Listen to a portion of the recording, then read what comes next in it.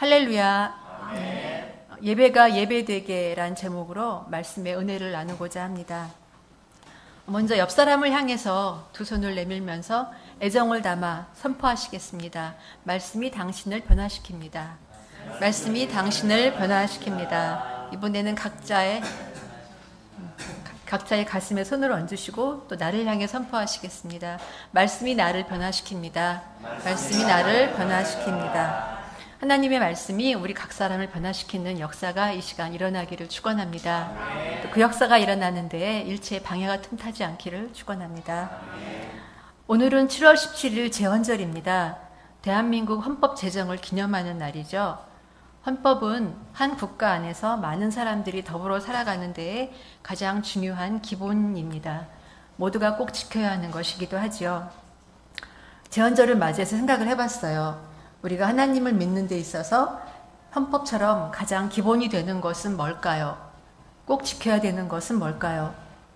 제가 다른 교회에서 사역을 할 때 새가족 교육 시간에 교회 생활을 안내할 때면은 교회의 기능에는 예배, 훈련, 교제, 전도가 있는데 그 중에서 가장 중요한 기능은 예배입니다 라고 항상 늘 강조했었습니다.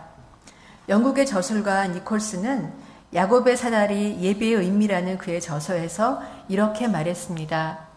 교회의 모든 활동이 사라져도 예배는 영원히 지속할 것이다.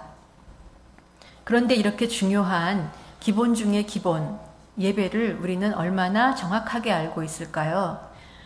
여론조사를 하는 조지 바나라는 사람이 북미 전역에 있는 사람들을 대상으로 설문조사를 했습니다. 교회에 정기적으로 출석하는 사람들이 설문 대상자였습니다.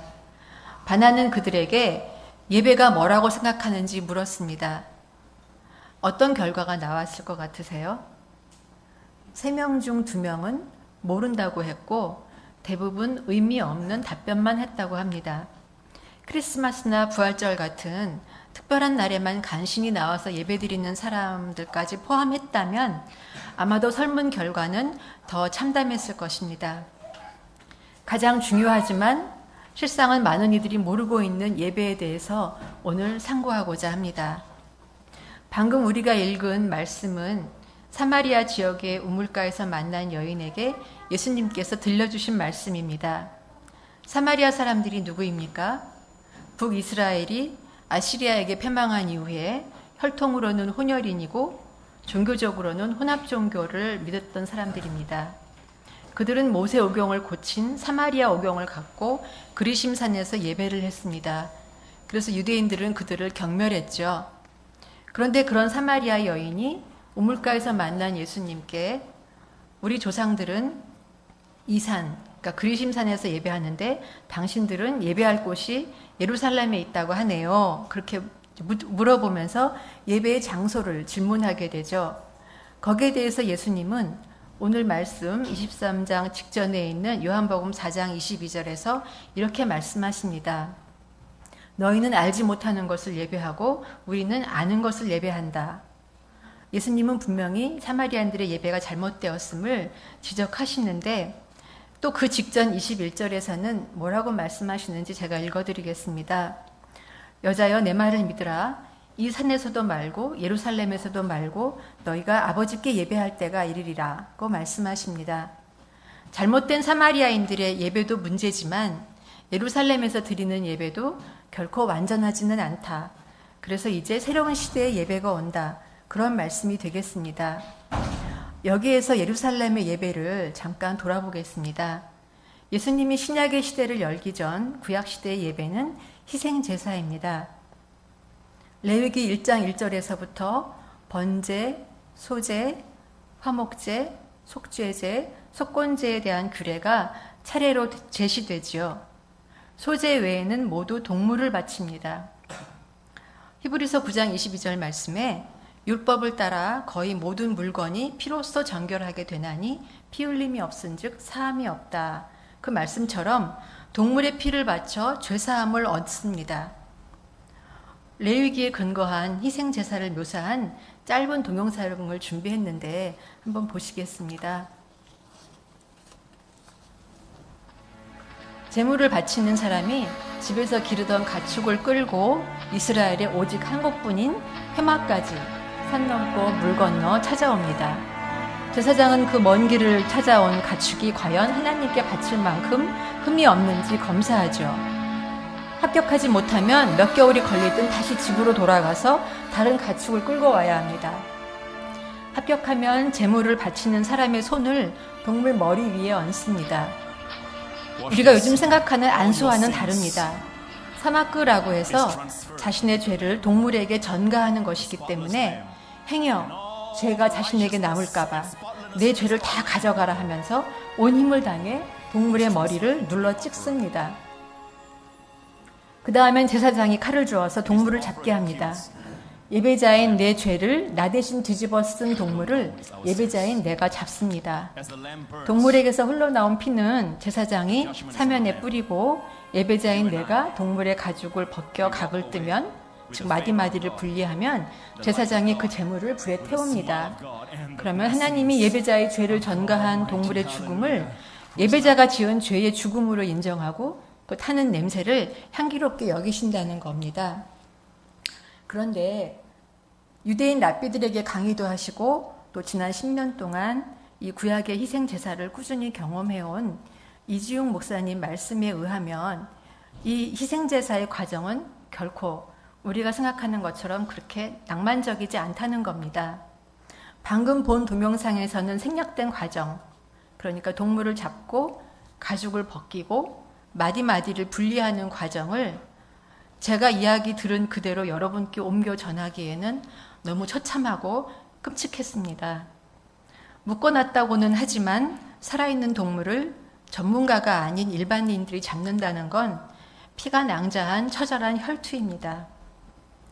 수십 분 동안 온 힘을 다해서 지속되는 그 과정에서 여성들은 기절하고 경험이 많은 이 목사님도 한 번은 동맥을 간신히 끊어서 죽은 줄 알았던 양이 마지막 최후의 힘을 발휘해서 다시 일어나는 바람에 기겁을 하고 너무 놀라서 그 이후에 트라우마가 생기기도 했다고 합니다. 그런데 이런 구약의 예배가 나중에는 어떻게 됩니까? 예수님 오시기 전 기원전 432년에 기록된 구약의 마지막 문서 말라기는 하나님께서 이스라엘에게 경고하시는 그런 말씀으로 이루어집니다. 간단하게 제가 읽어드리면 너희가 더러운 떡을 나의 단에 드렸다. 눈먼 것, 저는 것, 병든 것을 드렸다. 제사가 번거롭다고 코웃음 쳤다. 그런 말씀을 하시는데 당시 이스라엘 사람들이 어느 정도였느냐 하면 히파크라고 해서 병든 양을 데리고 와서 물을 먹였다고 합니다. 물을 강제로 먹이면 양의 내장이 부풀어 오르고 내장에 물이 차면 털이 바짝 일어서서 늙은 양도 제물로 드릴 수 있을 만큼 근사해 보이도록 잠시 변한다는 거죠. 하나님의 눈을 속이는 사기를 치는 겁니다. 하나님의 이름을 멸시한 것이라고 말라기 1장 6절에서 하나님은 정확하게 말씀을 하고 계십니다. 그쯤 되자 하나님은 만군의 여호와가 이르노라 너희가 내 제단 위에 헛되이 불사르지 못하게 하기 위하여 너희 중에 성전 문을 닫을 자가 있었으면 좋겠도다. 내가 너희를 기뻐하지 아니하며 너희가 손으로 드리는 것을 받지도 아니하리라는 말씀까지 하십니다. 흠 있는 것으로 속여서 내게 드리는 자는 저주를 받으리니 그런 말씀도 하십니다. 형식적이고 거짓된 예배는 용납하지 않으시겠다는 뜻입니다. 말라기는 이스라엘을 책망하시는 하나님의 경고와 그에 대해서 끝끝내 그래서 뭐 어땠다고요? 그렇게 반응하는 이스라엘 청중들의 대화로 이어집니다.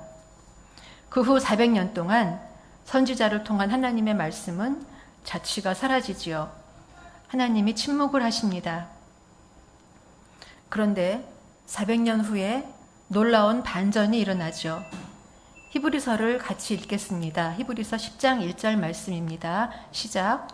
율법은 장차 올 좋은 일의 그림자일 뿐이요 참 형상이 아니므로 해마다 늘 드리는 같은 제사로는 나오는 자들을 언제나 온전하게 할 수 없느니라. 아멘. 인간의 죄에 대한 하나님의 진노를 희생 제물에게 전가하도록 인간의 살 길을 열어주셨던 하나님이 동물의 그 희생 제사로도 해결되지 않았던 인간의 죄의 문제를 예수님을 보내셔서 해결해 주십니다. 구약의 제사가 비로소 예수님으로 인해 완성되는 것이죠. 구약의 희생 제사는 예수님의 십자가를 예표하는 그림자일 뿐이었던 것입니다. 희생 제물에게 나의 죄를 전가하는 대신 이제는 예수님이 달려 죽으신 십자가에 나의 죄를 전가하면 죄가 없다고 인정하시고 예수님의 의를 나의 의로 인정하신다는 구원의 계획입니다. 예수님의 십자가를 믿기만 하면 의롭다 여겨서 구원을 거저주시는 거죠. 그게 어떻게 가능해졌습니까? 마태복음을 읽습니다. 27장 50절로 51절입니다. 시작. 예수께서 다시 크게 소리 지르시고 영원히 떠나시니라. 이에 성소 휘장이 위로부터 아래까지 찢어져 둘이되고. 구약의 대제사장이 1년에 한 번 지성소에 들어가기 위해서 열었던 성소의 그 두꺼운 휘장이 예수님의 십자가 죽음과 동시에 찢어진 것입니다. 그 결과 어떻게 됐나요? 히브리서를 읽습니다. 10장 19절로 20절입니다. 시작. 우리가 예수의 피를 힘입어 성소에 들어갈 담력을 얻었나니 그 길은 우리를 위하여 휘장 가운데로 열어놓으신 새로운 살길이요 휘장은 곧 그의 육체니라. 아멘. 이제 대제사장이신 예수님이 스스로 희생제물이 되어서 피를 흘리심으로써 영원한 속죄를 이루셨기 때문에 더 이상의 희생제사가 필요 없게 되고 성소의 휘장이 찢어졌으므로 대제사장만 들어갈 수 있었던 지성소도 우리는 예수님 피에 의지해서 담대히 들어가 하나님을 직접 만날 수 있게 된 것입니다. 자, 오늘 읽은 말씀으로 다시 돌아옵니다. 사마리아 지역에서 여인을 만난 예수님은 하나님이 계획하신 자신의 십자가 구원을 염두에 두고 아직 오지 않은 일이지만 그 사건을 미리 염두에 두고 예배가 달라지는 시대가 오리라는 말씀을 요한복음 4장 23절, 24절에서 말씀하시는 겁니다. 본문을 다시 한번 더 읽겠습니다. 시작. 아버지께 참되게 예배하는 자들은 영과 진리로 예배할 때가 오나니 곧 이때라. 아버지께서는 자기에게 이렇게 예배하는 자들을 찾으시느니라. 하나님은 영이시니 예배하는 자가 영과 진리로 예배할지니라. 아멘. 말씀 속에서 예수님이 참다운 예배로 제시하는 예배는 어떤 것입니까? 북미 지역에서 설문조사를 한 조지 바나에게 엉뚱하게 답변했던 사람들의 생각을 떠올려 보면서 정의해 보겠습니다. 첫째, 예배는 집회가 아닙니다.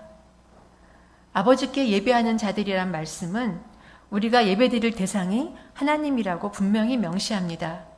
예배의 주인이 하나님이라고 밝힙니다. 예배는 하나님께 드리는 것입니다. 무엇을 드립니까? 미국의 목사인 A.W. 토저 박사는 두려움과 경이감과 열망과 경외심을 가지고 하나님을 사랑하는 것이 예배라고 말합니다.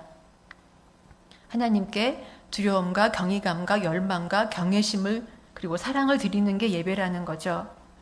우주 만물을 지으신 하나님, 나를 지으신 하나님, 우리의 죄를 십자가를 통해 구원하신 하나님께 압도당해서 우주의 먼지와 더 같은 우리로서는 그분을 갈망하고 앙모할 뿐입니다. 파나마의 벨리엔테 인디언들은 예배하기 위해 엎드리는 마음을 하나님 앞에 자기를 베어 넘기는 것이라고 묘사한다고 합니다. 서부 아프리카 라이베리아의 어느 부족은 예배를 가리켜서 주께 축복을 들어 올리는 것이라고 표현한다고 합니다. 하나님 앞에 자기를 베어 넘어뜨리듯 철저히 자신을 낮추고 오직 하나님을 찬양하며 높여드리는 것이 예배입니다. 거기에는 어떤 실용주의가 끼어들 수 없습니다. 토저 목사님은 실용적인 목적을 갖고 예배드리는 것을 경계합니다. 예를 들어서 마음을 안정시키고 평안을 얻기 위해 교회에 간다는 사람을 향해서 예배의 목적은 오직 하나, 하나님을 향한 예배일 뿐이라고 강조합니다. 예배 드릴 때 평안해지는 효과를 얻는 것은 사실이지만 그것이 목적이 될 수는 없다는 거죠. 그런데 우리는 실제로 정말 예배를 하나님께 드리는 걸까? 점검할 필요가 있습니다. 말라기에서도 너희가 가져온 병든 것을 너희 총독에게 드려보라고, 그러면 과연 그가 너를 받아들이겠냐냐고 책망하시는 부분이 말라기 1장 8절에 그 말씀이 있는데요. 세상의 권세자보다도 하나님을 멸시하는 것을 하나님께서 지적하시는 것입니다. 그렇다면 우리는 과연 하나님 앞에 선 자답게 예배드리고 있는 걸까요? 어쩌면 자녀를 돌보는 선생님을 만났을 때보다도 더 산만하지는 않습니까? 때로는 직장의 사장님 앞에 설 때보다도 더 무례하지는 않은가요? 하나님의 위대하심을 선포하고 찬미하는 찬양보다는 나를 이야기하는 노래, 내 마음이 어떤지 묘사하는 노래를 더 선호하지는 않는지 정밀하게 점검할 필요가 있습니다. 예배를 통해 하나님을 높여드린다고 하지만 실상은 하나님으로 인해서 내 마음이 어떻게 되었는지를 낭만적인 분위기로 노래해서 감정을 자극하는 세태를 토조 목사님은 경계합니다. 그는 그것을 복음주의적 휴머니즘이라고 명명하면서 그로 인해 예배가 왜곡되는 것을 염려합니다. 예배는 예배여야 합니다. 예배는 집회와는 다릅니다. 예배는 전도 집회가 아닙니다. 교육의 목적을 가진 집회도 아니고 문화적인 집회도 아니며 경건회도 아닙니다. 예배자인 인간을 위한 시간도 아닙니다. 예배 때 부르는 찬양은 각종 집회나 기도회에서 부르는 찬양과는 구별되어야 할 것입니다. 예배 본연의 의미에 걸맞은 마음과 태도로 예배 본연의 의미에 걸맞은 찬양을 부르면서 하나님을 높여드릴 때 하나님이 임재하셔서 하나님과 예배자의 인격적인 만남이 이루어진다면 진정 예배가 예배되는 줄로 믿습니다. 아멘. 둘째, 예배는 쇼가 아닙니다. 예배는 무대에서 펼쳐지는 쇼를 보기 위해 찾아오는 구경꾼의 눈을 만족시키는 쇼가 아닙니다. 하나님은 예배하는 자들을 찾으신다 했습니다. 예배를 찾으시는 것이 아니라 예배자를 찾고 계십니다.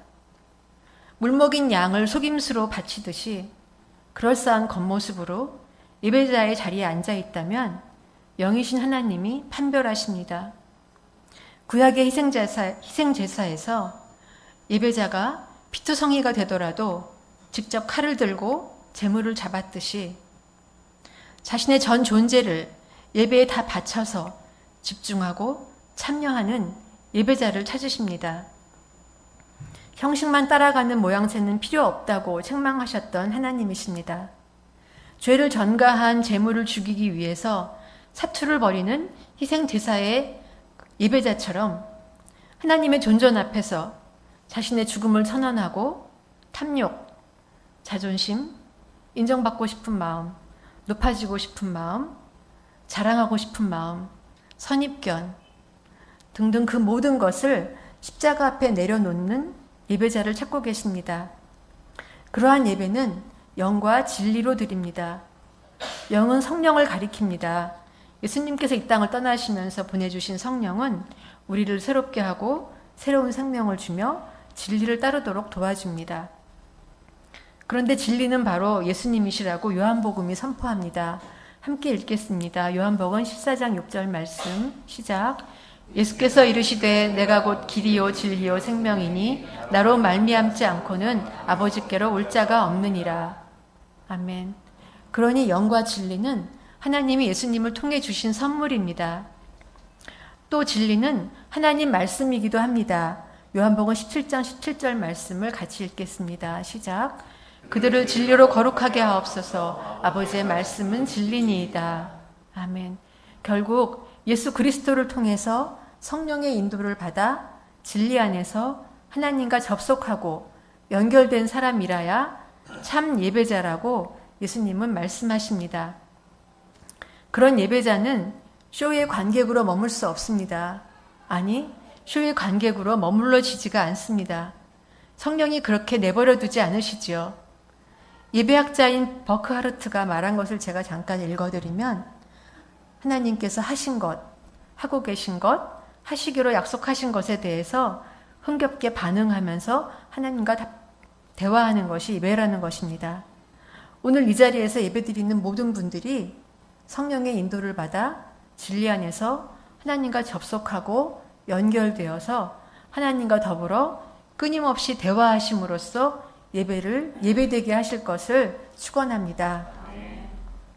셋째, 예배는 주간 행사가 아닙니다. 사마리아 여인이 우물가에서 만난 예수님께 우리 조상들은 이 산에서 예배하는데 당신들은 예배할 곳이 예루살렘에 있다고 합니다. 라면서 예배 장소를 질문했을 때 예수님의 첫 반응은 이랬습니다. 같이 읽죠. 요한복음 4장 21절 말씀입니다. 시작. 여자여 내 말을 믿으라. 이 산에서도 말고 예루살렘에서도 말고 너희가 아버지께 예배할 때가 이르리라. 이 말씀을 공동 번역본으로 읽어드리면 내 말을 믿어라. 사람들이 아버지께 예배를 드릴 때 이 산이다 또는 예루살렘이다 하고 굳이 장소를 가리지 않아도 될 때가 올 것이다 입니다. 예수님의 관심은 예배의 장소에 있지 않았습니다. 말 그대로 아버지께 예배드리는 그때에 관심을 두셨습니다. 예배를 주일에 예배당에서만 드려야 한다면 예배 장소에는 관심 없고 아버지께 예배드리는 때에만 관심을 두시는 예수님의 뜻을 저버리는 것이 되겠죠. 사도 바울은 그러한 예수님 마음을 알고 이렇게 우리에게 권면하고 있습니다. 함께 읽겠습니다. 로마서 12장 1절 말씀 시작. 너희 몸을 하나님이 기뻐하시는 거룩한 산 제물로 드리라. 이는 너희가 드릴 영적 예배니라. 아멘. 바울의 권면을 매일의 삶 속에서 실천하시기를 축원합니다.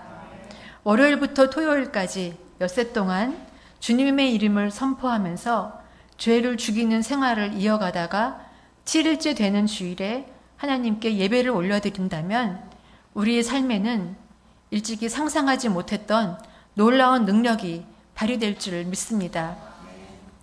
예배 잃어버린 보석의 재발견이라는 책에는 이런 내용이 있습니다. 제가 잠깐 읽어드리죠. 예배의 핵심 요소는 하나님을 향한 갈망이다. 회중에게 이러한 갈망이 없는 이유는 일상생활에서 드리는 예배가 없기 때문이다. 지금 이 시간 혹시 내 마음에는 하나님을 향한 갈망이 없어요. 그렇게 말씀하시는 분이 있다면 주중에 엿새의 시간 동안 일상 속에서 하나님께 예배드리는 시간표를 짜보십시오. 우리는 누가복음 17장 11절에서 10명의 문둥병자를 만납니다. 그들은 예수님을 멀리서 알아보고는 그 자리에서 소리를 높여 예수 선생님이여 우리를 긍휼히 여기소서라고 외치죠. 예수님은 가서 제사장들에게 너희 몸을 보이라고 말씀하시는데 그들이 제사장에게 가는 도중에 깨끗해짐을 받습니다. 그런데 10명 중에 단 한 사람 사마리안만이 돌아와서 예수님 발 아래 엎드려 감사를 전하죠.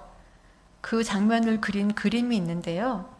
15세기 화가 코시모 로셀리의 작품입니다. 나병 환자를 치유하시다라고 하는 15세기에 그린 작품입니다. 우리는 이 나병 환자보다도 더 위중했던 환자가 아니라고 말할 수 있는 사람이 누구 있겠습니까? 타는 지옥불에 영원히 떨어질 수밖에 없었던 그런 죄인인데 건져주신 은혜가 놀랍고 감사하지 않습니까? 굳이 주의를 기다릴 수 없고 동료와 같이 가려고 눈치를 볼 일도 아닙니다. 10명 중 9명이 모른 채 해도 당장 감사하고 찬양하는 그 단 한 사람, 내가 그 단 한 사람이 되겠다는 아름다운 욕심을 내볼만 하지 않습니까? 시편 119편 164절을 같이 읽습니다. 시작. 주의 의로운 규례들로 말미암아 내가 하루 7번씩 주를 찬양하나이다. 아멘. 마호멧이 이슬람을 창시할 당시 하루 7번 주를 찬양하는 관습이 기독교 전통에 있었다고 합니다.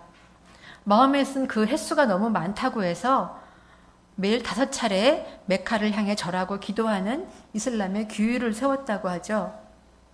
기독교 전통을 모방한 이슬람 전통은 여전히 살아있는데 원조의 전통은 어디 갔습니까?